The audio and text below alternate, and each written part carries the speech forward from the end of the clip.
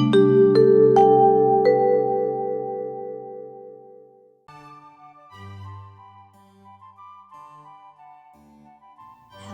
good morning and good afternoon, my future chef friends.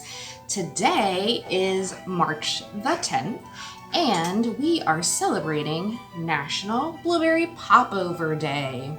That's a fun holiday to celebrate, so I thought we should make some blueberry popovers. And you might be thinking to yourself, what the heck is a popover? Well, I'm here to tell you. A popover is basically an American version of something called Yorkshire pudding, which is a baked good. However, it has a high egg content, so it's kind of custardy and a little bit softer than a traditional bread or baked good that you might think of. They're quite delicious. In addition to having blueberry popover today, on today, March 10th, May 3rd is raspberry popover day, and September 1st is cherry popover day. So once you get really good at the basics, you can pick which fruit you would like to add or just celebrate all of them. So we're going to start off with everything that we need for this recipe. What we need first, we're going to take 3 tablespoons of butter, and we're going to cut it into 6 equal parts and put it into one of our little cups over here before we get started. You're going to need 1 cup of whole milk. Whole milk is important because it needs to have that higher fat content in it for it to set up the way it's supposed to. You're going to need 3 eggs, but before we put them into our mixture, we're going to beat these. We're going to put some air in there, whip them up nice and fluffy. I find the best way to do that is just using a fork and a little bit of elbow grease. We're going to need 1/4 cup of white sugar, a teaspoon to a teaspoon and a half of vanilla. I made these at home. They weren't quite as sweet as I would have liked them, so I'm using a little bit more vanilla extract today. A cup of all-purpose flour. Another thing I will tell you, depending on the size of your eggs, I had to use a little bit more flour at home because my batter was a little bit liquidy. So just keep that flour close at hand in case you need to add a little bit more to get the right consistency. We are going to need some cinnamon sugar. If you don't already have it combined together in your pantry, just about a tablespoon of white sugar and a teaspoon of ground cinnamon. We will need some fresh blueberries, of course, because they're blueberry popovers. The recipe I'm using called for about a 1/2 cup, but I decided to be a little more generous with the blueberries. And then once they are finished and we take them out of the oven, we are going to sprinkle them with confectioner sugar or powdered sugar and a squeeze of fresh lemon juice over the top. Of course, in addition to all of our actual food ingredients, we need our muffin pan. Now, it does work out a lot better if you're using a large muffin tin as opposed to the smaller cupcake, more traditional size. We didn't have a large muffin tin here at the library, but they make these very cool aluminum cups that you don't even need a muffin tin for. They come in the larger and the smaller size, but I got the larger ones to work with today. And of course, we need our large mixing bowl and a whisk. We don't want to get too aggressive with mixing this together. It's kind of like muffin batter. You don't want to overwork it because then they are not quite as soft when they are finished baking. So we are going to use a whisk so that we don't overdo it. Now I am going to start mixing these things together in our bowl now that we have it all measured out. This is called mise en place. This is very, very important if you really want to be an excellent chef.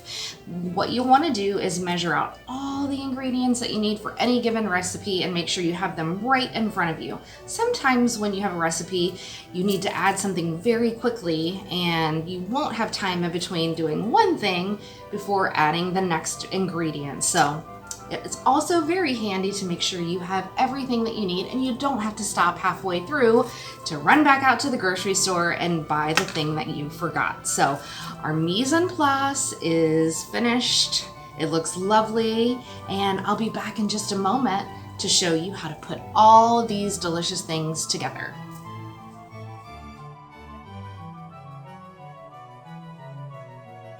And we are back. So here's what I did while you weren't looking. I took those 3 tablespoons of butter and I cut it into 6 equal parts, and I put 1 in each of our muffin tins. So when my oven is preheated to 375 degrees, we're gonna put this in for just a few minutes, just long enough to melt that butter, and then we'll set it to the side until our batter is all together. So we are going to put into our mixing bowl 1 cup of whole milk. And again, we've got those 3 eggs that I already beat to whip some air into it, which will make our popovers nice and fluffy. So we're gonna pour that in. And make sure whenever you're cooking with eggs, and when you break those eggs, chances are you're probably gonna get a little bit on your hands. So make sure you wash your hands after handling eggs or really any kind of protein to avoid contamination to yourself or anything else in your kitchen. All right, so after our eggs, we have our 1/4 cup of white sugar and our we'll just call it a 1.5 teaspoons of vanilla. When I made them at home, I put almond extract in them, which is my signature, but I'm going more to the standard recipe on this. So we are going to just whisk this around a little bit, get those ingredients incorporated. So it's very liquidy, as you can see. And then I am going to go ahead and add in my cup of all-purpose flour. I'm gonna start off kind of slow so you don't get that flour everywhere, but you want to be kind of gentle with this. We don't want to over whisk it, like I said, because you don't want your batter to get overworked and be too chewy and hard when they are finished baking. And you'll see that you've got some lumps of batter or lumps of flour in your batter. And that's okay.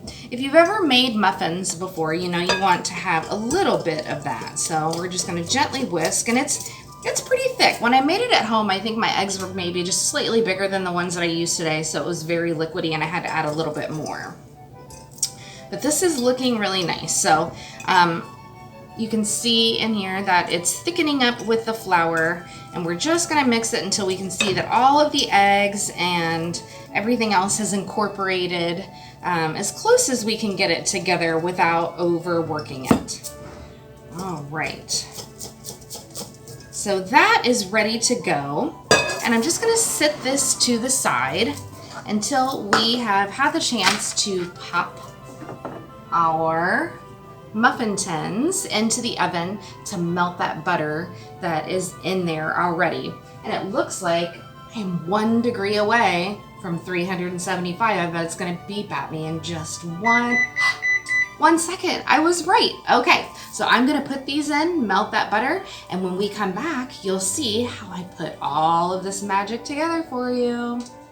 We are back and we are ready to fill up these muffin cups. So our butter is nicely melted in each one.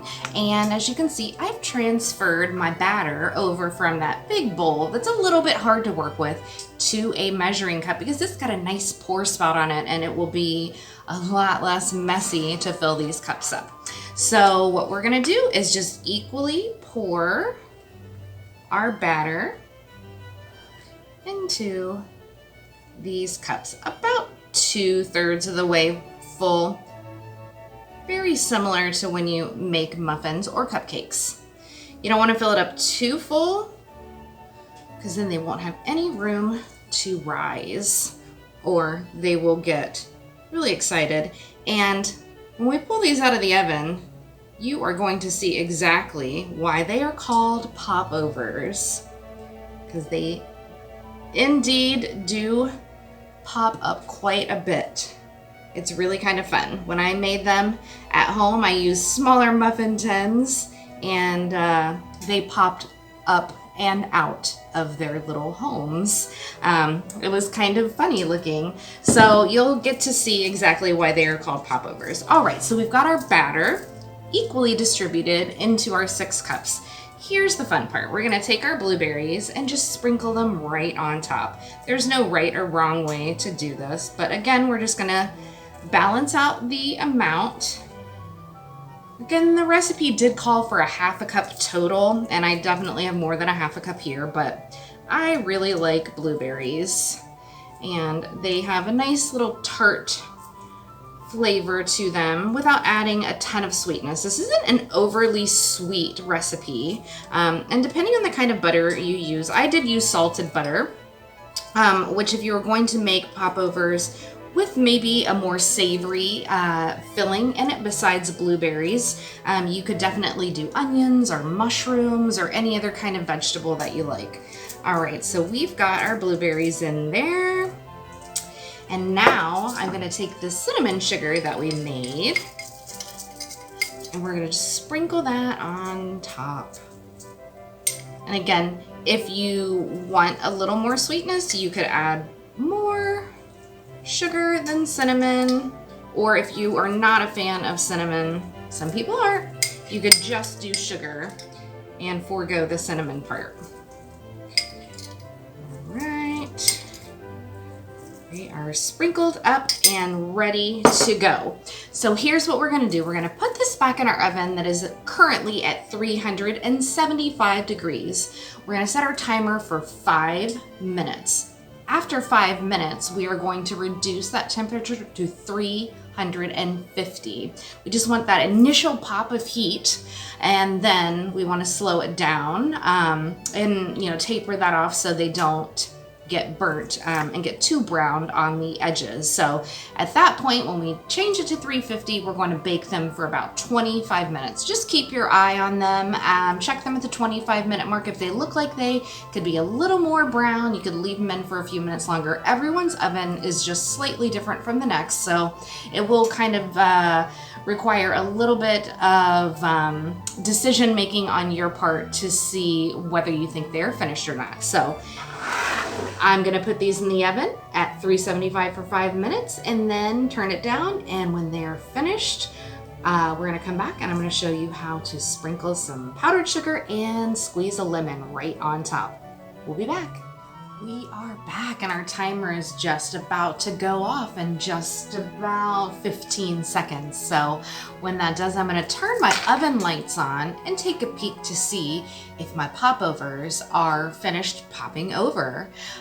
Those lights on the oven are quite handy because what happens if you open your oven door before something is completely finished, you let all of the heat out. So a good way to do it is just leave the door closed as long as possible and check it by the light. So let's turn off our timer and oh, they look gorgeous. So I'm gonna turn my oven off.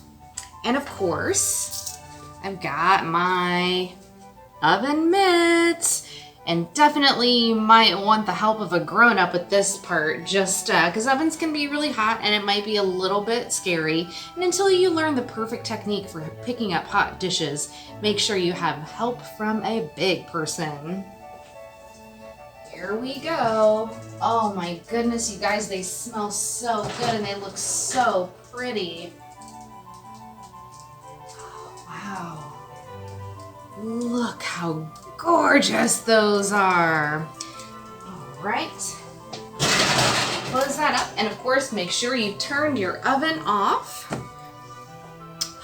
So while they are warm, we are going to sprinkle them. We're going to dust them with powdered sugar.